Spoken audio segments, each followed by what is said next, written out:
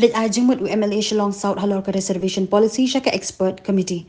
UMLA ka Shillong South Constituency uba Sanbor Shulay ringkat kiri orang ba na ka constituency haka janmit singining kong klalay ban ay da ka jingtho siya Secretary ka Expert Committee ban ay Jingmut Halor ka State Reservation Policy.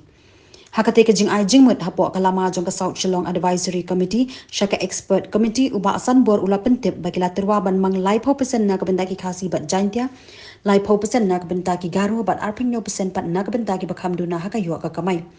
Shu ulo angru bala terwa ban ai 100% nak bentaki ST SC bat OBC kata lai percent yaki ST bat lai percent pat yaki SC bat OBC.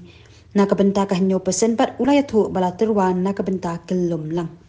Advisory Committee has also suggested that in the absence of any interested candidates belonging to other chul tribe, chul caste, OBC, and unreserved category in any respective district, the same shall be filled by economically weaker section society of the Khasi Jaintia category in all Khasi and Jaintia hills, which includes in Ribhoi district, and Garo in case of Garo hills, for district level posts or subdivisional posts.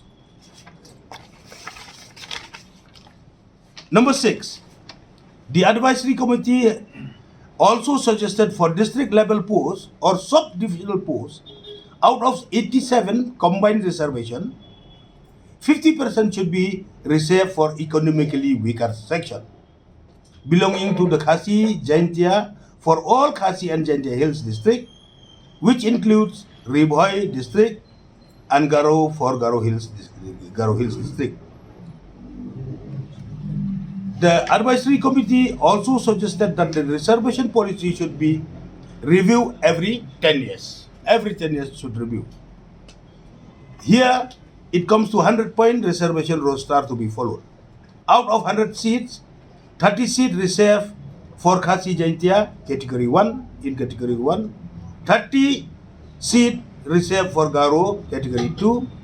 27 seats reserved for economically weaker section, category 3, sub classification, one of which 24 seats reserved for Khasi, Jaintia and Garo, 1 seat for other chul tribe, 1 seat for other chul caste and OBC, regional basis, 1 seat on reserve. The above sub classification is done as per population census 2011. 4. 3 seats reserved for other chul tribe category.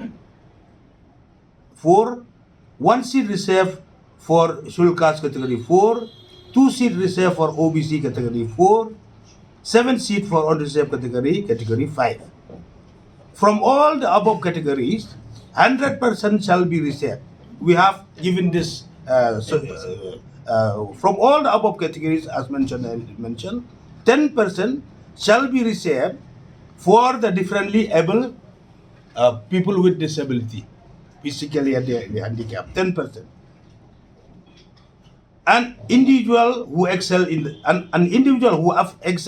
the field of sports, arts and culture, this 10%. Tahang ne kalong ba kanang suggestion ng advisory committee yung ngi stress ba yakini ki baduk ki bakrudu naduk kinong bala kinong rep ki taxi driver ki kling embryo ki ba tray kan tashing embryo ki hawkers ni ki ba di ki bamde kinong tray kam sarkar ki ba tray kam private ki baduk ki bakrudu ba ki ban receive no ar punyo percent na bantajong ki markum ka bolong akini ki san ho stem tam ki bla ayu kam don ka clarity aka state reservation policy ki jungi ban pani bakaladun ka